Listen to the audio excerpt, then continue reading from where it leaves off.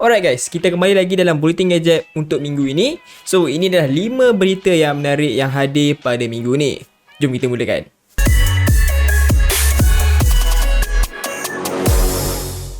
Poco X3 GT tiba di Malaysia, berkuasa dan mampu milik. Yes, akhirnya Poco X3 GT telah dilancarkan untuk pasaran Malaysia pada 28 hari bulan lepas. Kalau korang nak tahu lebih lanjut pasal smartphone ni, korang boleh tengok video aku lah tentang smartphone ni sendiri. Jadi dari segi spesifikasi, ia menggunakan 6nm MediaTek Dimensity 1100. Untuk varian dia ada dua varian, iaitu 8GB RAM dengan 128GB storan dan lagi satu 8GB RAM dengan 256GB storan.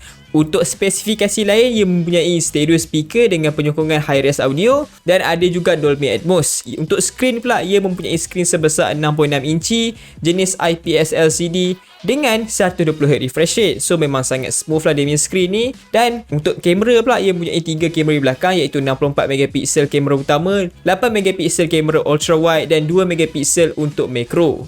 Dan last sekali untuk bateri, ia mempunyai bateri sebesar 5000 mAh dan menyokong penyokongan pantas 67W dalam kotak. So itulah spesifikasi ringkas untuk Poco X3 GT ni. Mantap kan?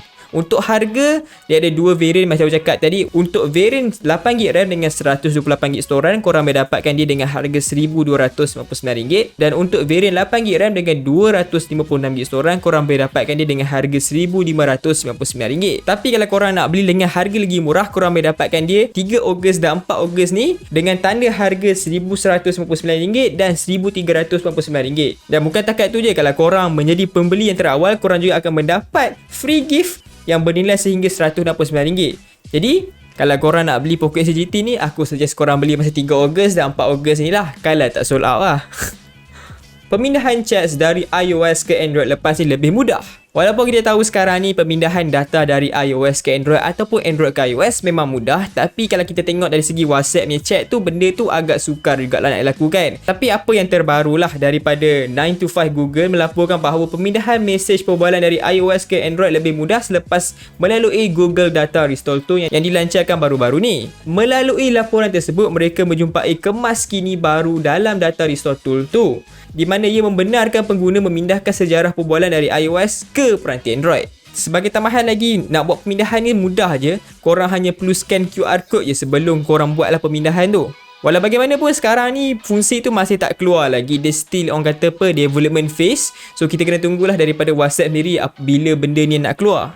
Produk pertama Nothing akhirnya dilancarkan secara rasmi. Pada korang semua yang tak tahu, Nothing ni adalah company yang telah diusahakan sendiri oleh Karpel. Sebelum ni dia adalah CEO untuk OnePlus. Selepas dia keluar, dia create lah Nothing ni. So, produk terbaru mereka kali ni adalah sebuah TWS yang terbaru yang dipanggil Nothing Ear One. Pelik nama dia kan?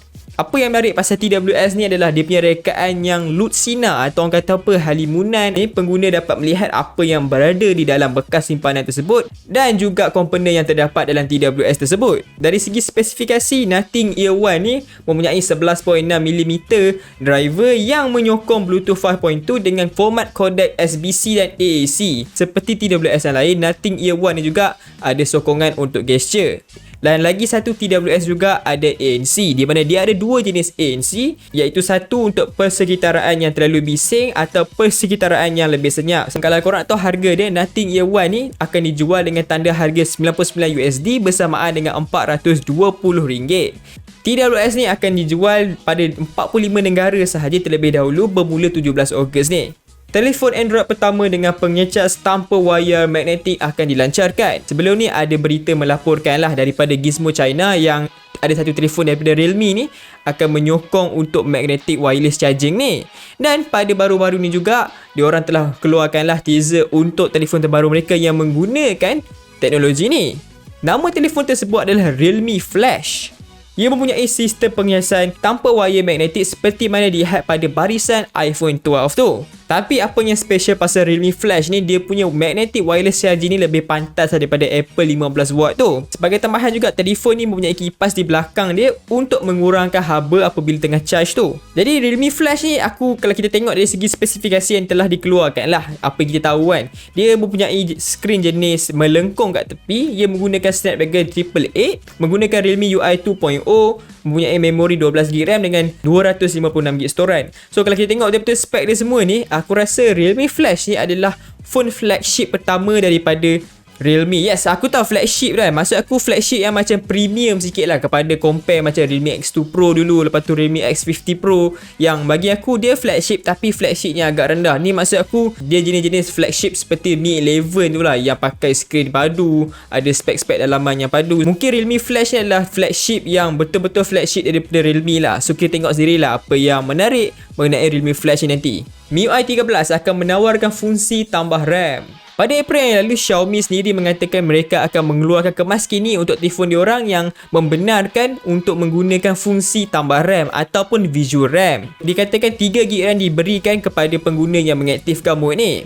Sebenarnya visual RAM ni dah banyak digunakan pada telefon-telefon lain, contohnya macam Oppo, Vivo dan Realme. Tapi pada masa sekarang ni kita tak tahu lagi lah bila MIUI 13 akan dilancarkan. Tapi salah satu fungsi yang terbaru untuk MIUI 13 adalah visual RAM ni lah. So kalau korang nak tahu lebih lanjut pasal visual RAM ni, korang boleh tengok sendiri video Mio di mana dia explain lah macam mana visual RAM ni berfungsi. iPhone tahun ni mungkin sokong untuk pengecasan 25W. Okay, untuk berita yang terakhir ni, macam korang tahu, kebanyakan phone Android tahun ni dah mula menggunakan charging yang gila-gila laju. Yang paling padu sekarang ni pun iaitu 120W, 100W. Lepas tu yang paling standard sekarang ni, bukan tengok dekat 30W tu paling standard lah phone sekarang ni. Memang datang terus 30W charger, memang laju charge. Tapi untuk Apple, dia orang punya charging tu memang ketinggalan zaman lah. Macam untuk tahun ni, untuk iPhone 13 punya series, kita dengar diorang punya berita ia akan diberikan penyokongan untuk 25W charger tu. Tapi korang kena beli separate lah, dia tak datang sekali dengan iPhone tu sendiri lah. Kena ingat tu Kalau korang beli iPhone, charger memang dah tak ada dah. So korang kena pandai-pandai lah dari segi korang punya duit tu. Tapi selain daripada 25W charger tu, ada juga khabar angin yang mengatakan iPhone tahun ni akan dimuatkan kapasiti bateri lebih besar. Itu menarik dah. Dan lagi satu, ia dijangkakan datang dengan refresh rate lebih tinggi atau iPhone panggil dia ProMotion 120Hz serta Always On Display atau AOD.